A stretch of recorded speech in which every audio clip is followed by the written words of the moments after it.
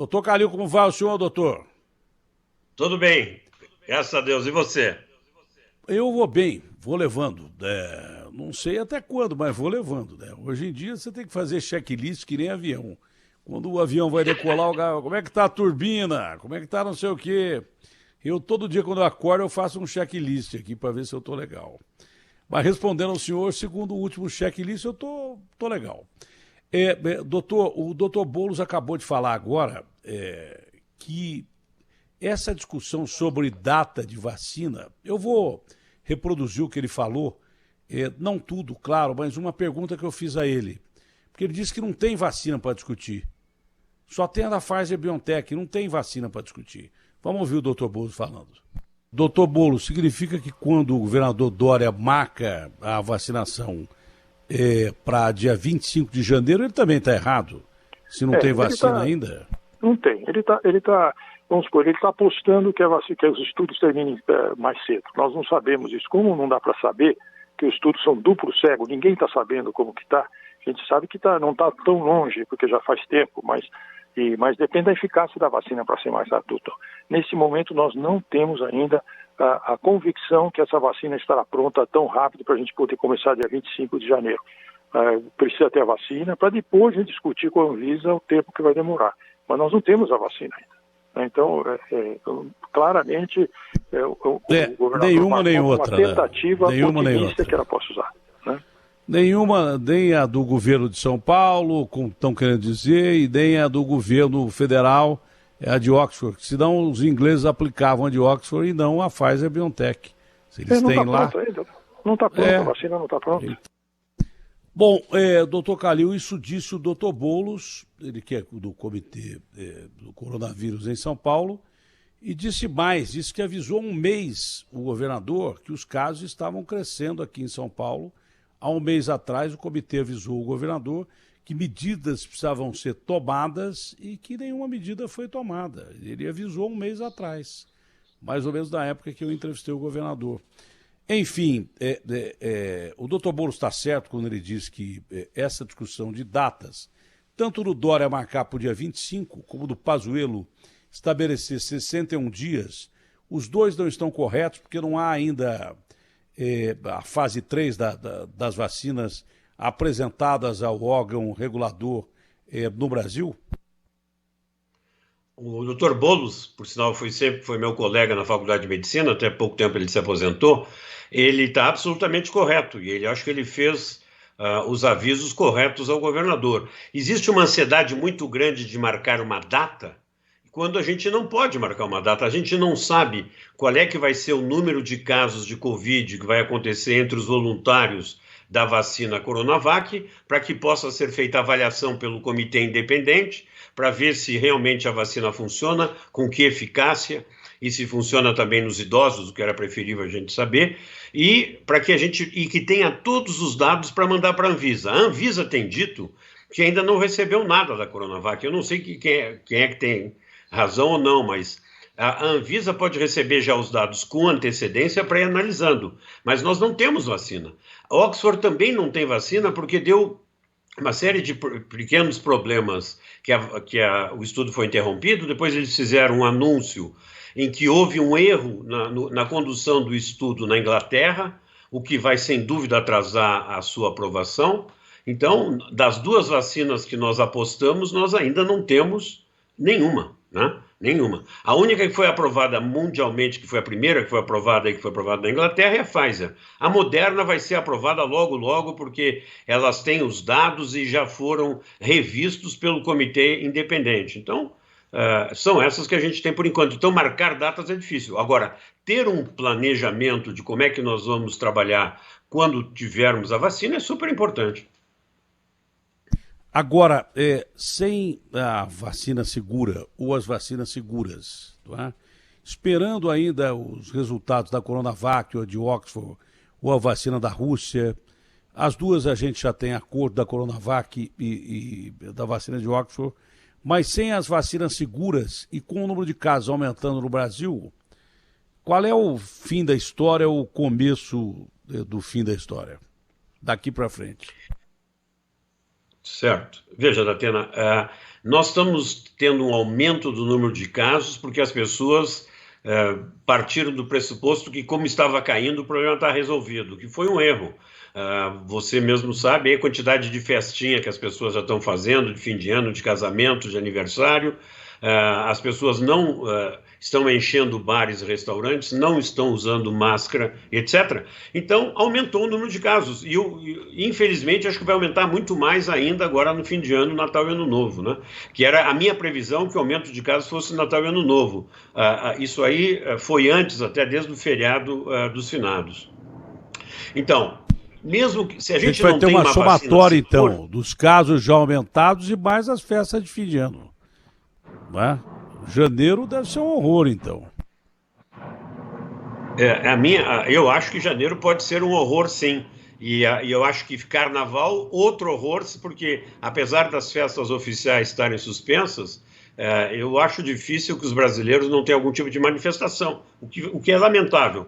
Não podemos esperar que a vacina esteja aí e nem esperar que em um mês o problema está resolvido. Porque só para receber as 2 imunizações tem um mês de intervalo, 40 e mais 15 dias para considerar a pessoa já protegida. O número de vacinas que nós tivermos no início será fatalmente pequeno.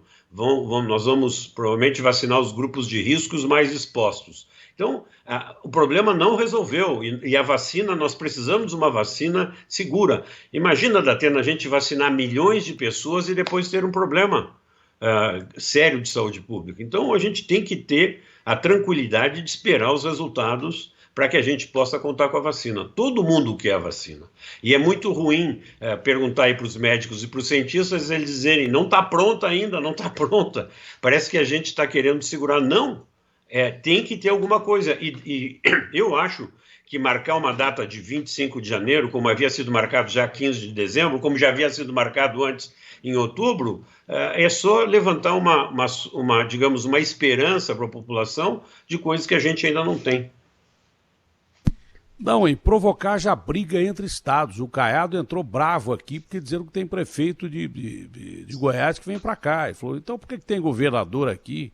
Já provoca uma briga entre estados aqui. A gente quer um mundo sem fronteiras para lutar contra um bicho que a gente mal conhece ainda, está começando a conhecer melhor, né? E a gente traça fronteiras dentro do Brasil mesmo. Né? Daqui a pouco tem uma insurreição civil aqui de estados. Já estão provocando briga entre estados aqui, não pode, de jeito nenhum. Agora, vamos admitir que, em último caso, a gente consiga algumas doses das vacinas americanas, né, que tem uma forma diferente de pesquisa e, por isso, logística de aplicação diferente e conservação diferentes. Né? Na base RNA, tem que ser conservado a menos de 70 graus. O Brasil tem logística para isso ou não, doutor? Bom, o Brasil tem logística de cadeia de frio para temperatura de geladeira. Todo o resto nós ainda não temos nada, mas veja, a Pfizer desenvolveu caixas de gelo seco que conservam por um bom tempo essa vacina. Então, nós podemos, se nós tivermos acesso a essa vacina, montarmos a logística. Afinal, o nosso ministro da Saúde é logística, né? Ele é especializado em logística, o general. Então, agora, nós temos salas de imunização preparadas, nós temos uma logística boa, né?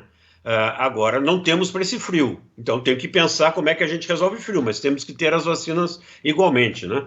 Veja, essas vacinas, eu não sei se a Pfizer tem outras fábricas além dos Estados Unidos. O Trump não quer que as vacinas saiam dos Estados Unidos. Tem na Bélgica. Então, aí, se tem na Bélgica, nos ajuda bastante, porque aí poderíamos receber. Mas temos que ter a vacina. O Brasil tem que fazer o possível para comprar as vacinas que existam para que a gente comece a vacinação. Agora, você tem toda a razão quando você fala que vai criar uma indisposição entre os políticos. Agora, normalmente, quem organiza a vacinação no Brasil é o governo federal. O que existe é um atropelo. Eu vi na televisão aí alguns governadores de estado dizerem absurdos, barbaridades, e pessoas completamente desinformadas, né? Não buscaram informação antes de dar a declaração, fazem declarações meramente de cunho político para levantar a massa os seus eleitores, mas não tem nenhum compromisso com a realidade, o que é muito ruim. Doutor, admitamos então que a gente, em janeiro, tenha crescido o número de casos, a ciência projeta isso, né, de casos de internação, de casos fatais, enfim, que o número de casos aumente no Brasil, né, mais do que a gente estava prevendo, porque é uma somatória de fatores, né, principalmente a desinformação. Quando eu ouvi, no meio das eleições, que de um domingo para a segunda haviam morrido 8 pessoas de coronavírus em São Paulo, eu falei assim, gente, é melhor guardar a língua na boca do que falar bobagem. Porque a partir do momento que você fala que morreram 8 pessoas do domingo para a segunda, isso morre de infarto em minutos. Vão dizer que nós já estamos curados do coronavírus. Então, muita desinformação ajudou a espalhar a doença. Mas admitamos, vamos esquecer tudo isso, admitamos que desse quadro que cientificamente o senhor traça, que a gente vai ter um aumento de casos para janeiro, né? E que a gente não tenha vacina nenhuma, porque as duas que estão dizendo aí não vão estar prontas. Não há tempo hábil para isso. Talvez a da Pfizer, que já está vendida para 30 países, o Trump agora dificulta, diz que não quer que saia dos Estados Unidos, só tem a fábrica da Bélgica para produzir. Não é? Que nenhuma vacina chega ao Brasil até, vamos dizer, fevereiro, março. Vamos dizer isso, né? Que a gente não tenha nada na mão para aplicar. O que é que nós vamos ter que fazer? Medidas de contenção? Pois é. Veja, aí vai depender um pouquinho dos números que nós vamos ter, né? Os hospitais, você sabe, já estão lotados. São Paulo, Rio de Janeiro, Paraná e Porto Alegre, já está bem complicada a situação. Nós temos que cuidar, né? Se as pessoas que estão saindo de casa porque tem que sair para trabalhar tomarem todas as precauções, vai diminuir muito o risco. Tem que evitar aglomerações. Então, refeitórios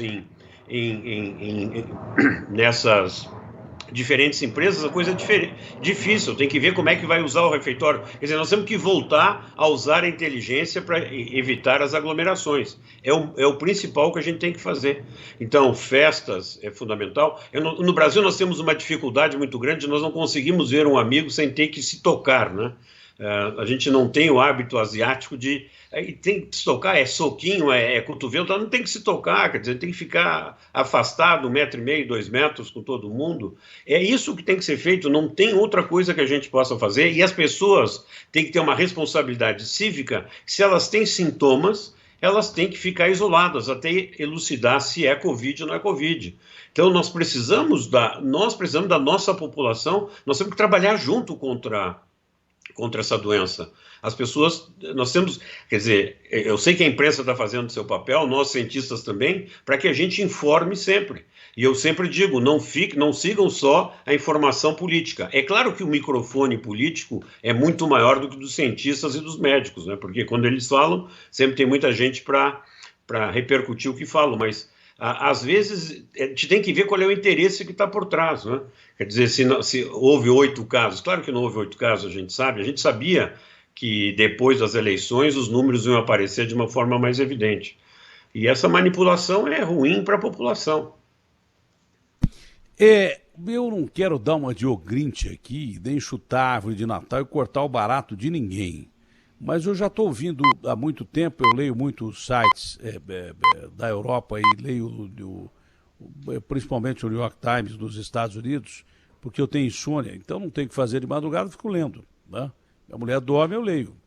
Então, eu tenho ouvido falar exatamente isso. Olha, nós vamos liberar, mas não adianta querer fazer festa de Natal com 20 pessoas só porque é da mesma família, porque não vai dar certo.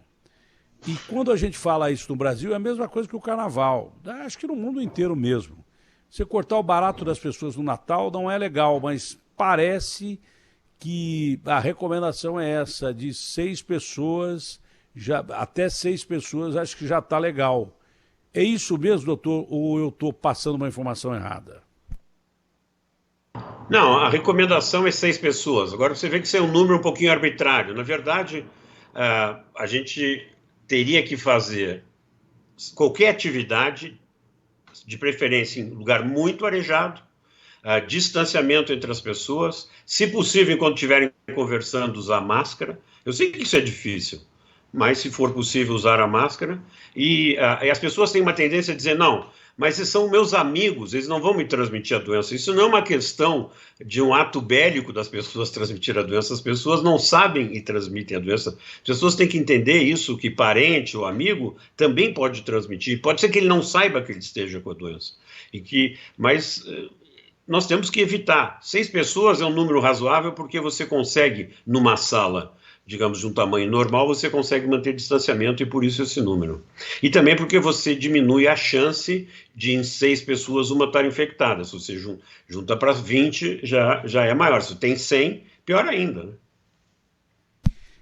E o senhor disse bem, o nosso hábito não é esse, não é? Por exemplo, chega um neto em casa, a primeira coisa que vai fazer é abraçar o neto. Coitadinho do neto, se ele teve contato com alguém e é assintomático, ele vai fazer você ficar doente. Eu sei que isso é duro, é terrível. Se não abraçar um neto é uma coisa terrível, mas abraçar o neto pode ser mais terrível ainda, porque talvez você abrace uma vez só. Depois não vai ter oportunidade de abraçar mais. Doutor Kalil, muito obrigado. Que Deus salve o Brasil, porque eu acho que a coisa realmente tende a complicar, baseado em perguntas que estou fazendo a cientistas, médicos, cientistas como o senhor. As pessoas têm que tomar cuidado, porque não adianta também medidas agora de lockdown, de quarentena, porque há uma espécie de desobediência civil e há uma espécie de resistência humana. As pessoas não aguentam mais ficar trancadas, então a gente tem que ter realmente responsabilidade, distanciamento social, manter a higiene pessoal, principalmente lavar as mãos o máximo que puder, usar o álcool em gel e não dispensar em hipótese nenhuma, mesmo em ambiente fechado, máscara. Porque acho que não há outra alternativa até que a vacina surja. Muito obrigado, doutor. Olha, obrigado por falar com você. Veja, a gente sempre falou que para pensar numa vacina depois do nosso verão, seria muito difícil antes, né? E, infelizmente, é isso que irá acontecer. E isso que nos preocupa, né? Porque o que aconteceu nos Estados Unidos e na Europa é que está esfriando, né? Você imagina quando o frio chegar aqui, se a gente não tiver nenhuma proteção. Eles vão ter. Eu não sei como é que vai ficar a situação aqui. Doutor, muito obrigado, um ótimo dia, saúde acima de tudo. Muito obrigado, saúde para você. Tchau, também. Doutor. Cuide-se.